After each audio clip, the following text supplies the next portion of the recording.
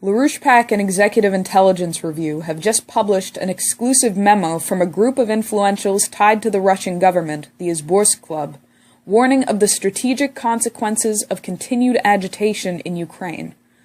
They warn that Ukraine is being transformed into a new hotspot for Europe and the entire world, and into a hotbed of instability and chaos on Russia's borders. The strategic significance of Ukraine today is that the crisis there threatens to become the trigger for the onset of a thermonuclear confrontation between Russia and the United States. Lyndon LaRouche warned on February 3rd that as long as the U.S. continues its current policy direction, the world is threatened with thermonuclear war in the coming month. What I've been saying since January 1st is that we're now in a countdown toward a thermonuclear war. And what we're in now is just provocations against Russia to try to set up a situation which will trigger a Russian response of the type they want, and then they will immediately launch thermonuclear war.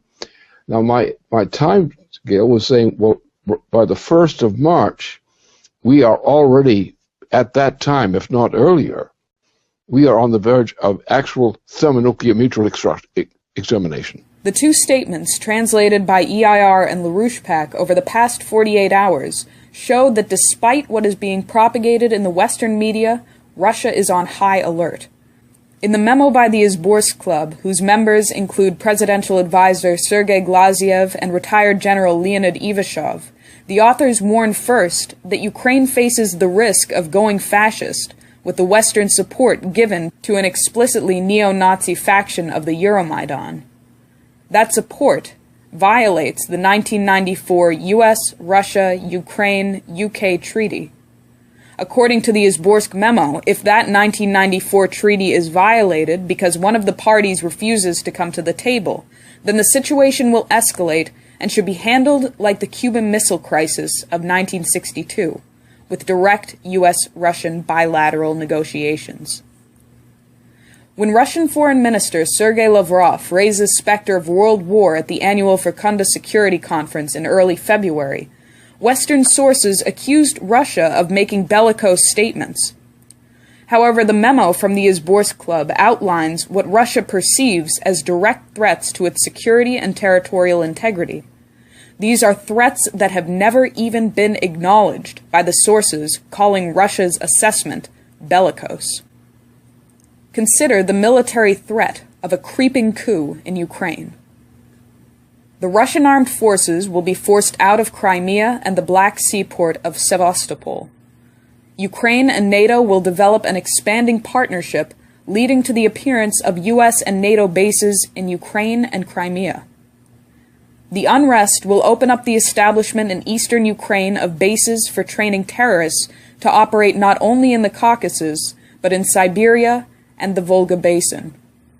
Finally, the techniques of the Euromaidan will be extended into major Russian cities, especially those with existing ethnic tensions. Despite these obvious threats, the view from Washington, D.C. political circles remains bleak, with congressmen allowing their votes to be used for a larger, very dangerous geopolitical game. On Tuesday, February 11th, 381 members of Congress voted for H.Res. 447, authorizing support for the openly fascist opposition forces in Ukraine.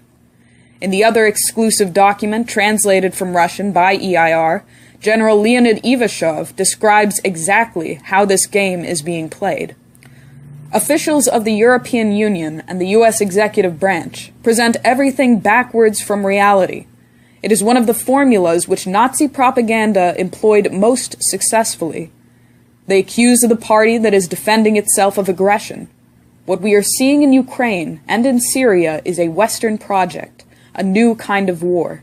In both places, you see a clear anti-Russian approach, and as is well known, wars today begin with psychological and information warfare operations. After the information war, they are preparing a land and sea in Ukraine. Keep in mind that under the cover of information commotion, U.S. ships are entering the Black Sea, that is, near Ukraine. They are sending Marines, and they have also begun to deploy more tanks in Europe. After the information war, they are preparing for an operation by land and sea, possibly also by air. General Ivashov concludes, "I assume that the Foreign Ministry understands that we are at war." We present this information here because these are the provocations that lead to world war. There is an active war faction inside the United States, which is using the executive branch and much of the Congress. If the intention is to prevent war, the way to do that is to remove Barack Obama from office. Even if citizens of the United States refuse to believe we are on the path to world war, that is a perception in Russia. And when your potential enemy believes you are at war, you are at war.